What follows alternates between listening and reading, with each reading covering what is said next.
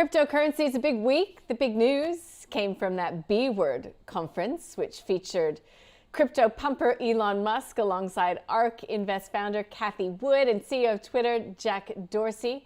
Crypto did react to the conference, and to take us through it is Ian Lowe from Dacxi. Ian, welcome to the program. Good to talk to you. Elon Musk is a pumper.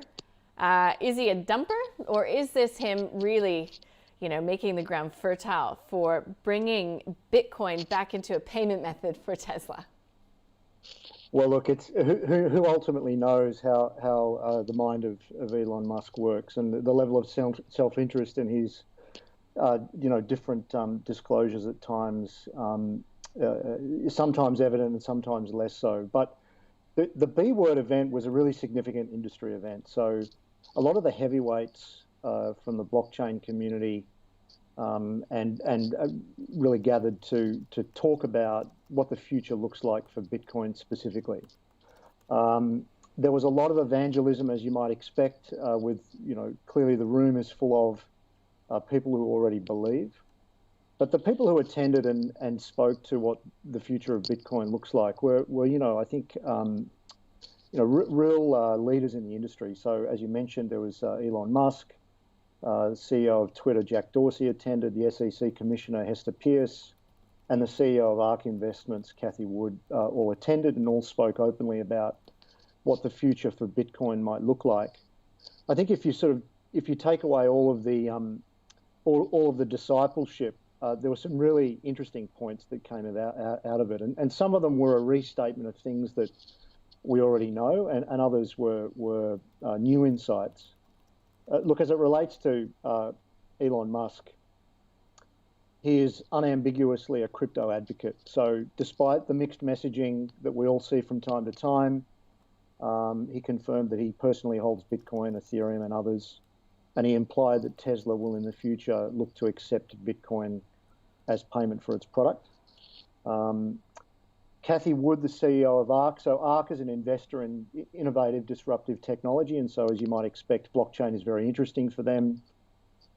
She's a somewhat of an oracle around what's happening with Bitcoin specifically, and she's very excited about the future intersection between blockchain, Bitcoin specifically, and artificial intelligence. So she talked about that intersection creating innovation and opportunities that right now we haven't really even considered. And she also made the assertion that Bitcoin will become more environmentally friendly than gold mining or the traditional financial system, which some may view as a little more contentious. But despite all the noise in the industry around the energy consumption profile of Bitcoin mining, Nick Carter got up at the event. He's a partner at Castle Island Ventures. That's a venture firm that invests in blockchain startups. And he quoted some facts and figures that are really interesting. So I'll share a couple of those with you. He first of all, and he substantiated all of this with independent references, he said Bitcoin mining consumes 1/12 of the always-on electrical devices that are used in the US market alone. Bitcoin mining consumes 1/15 of the electricity that's actually lost through transmission or in transit each year. Bitcoin mining consumes 1/16 of the energy consumed by aluminium production. And my favorite is Bitcoin mining consumes 1/27 of the energy consumed by the global finance industry. So, regardless of where you sit on this particular issue, I think we all accept that the energy consumption profile of Bitcoin will vastly improve as blockchain updates are being made.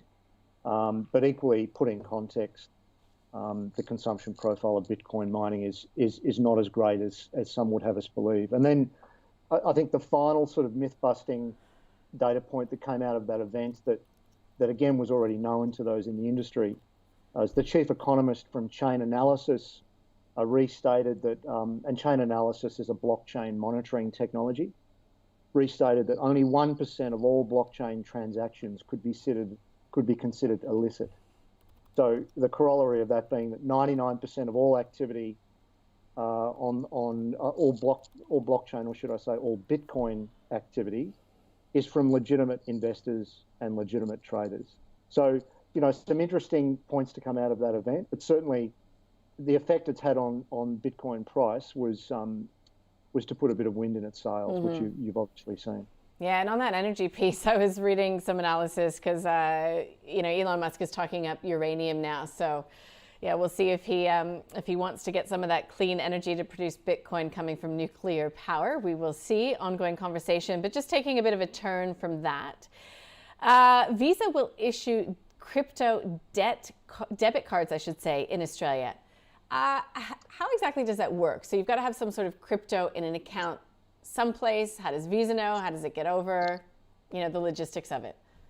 Yeah, this is a really interesting one. So an announcement came out during the week that CryptoSpend have done a deal with Visa to create the first Australian-issued Visa debit card, where the underlying asset that facilitates those debit transactions is cryptocurrency. So the way this works is that part of that deal construct is that ASX-listed payments provider Novati will actually issue the cards. The card will allow the user to purchase everyday items as they would using any debit card. However, the payments for those items are deducted from a user's crypto account. So the new Visa card will support payments using Bitcoin, Ethereum, Bitcoin Cash, and also Ripple, which is the XRP crypto coin or cryptocurrency. Yeah. And Visa have done deals like this before, mostly overseas. But the distinction here is this will be the first Australian issued card. So it means that a lot of the restrictions associated with overseas issued cards, as it relates to their usage in Australia, a lot of those restrictions are removed.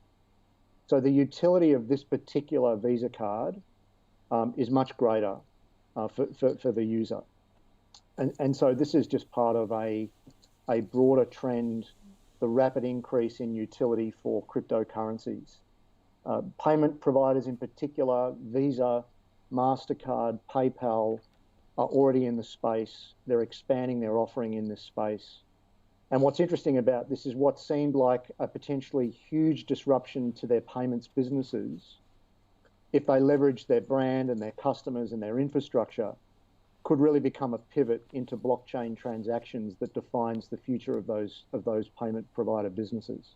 Mm-hmm. So we're in an interesting stage where the utility of cryptocurrency is growing off the back of these payment providers. And that will be how I think the masses will start to understand crypto and blockchain technology and DeFi and everything else that comes along with it better, when it's something that's more tangible in their daily lives. Listen, thank you so much for getting us across what was, by the end of it all, a big week in crypto. Thank you for your time. It's a pleasure.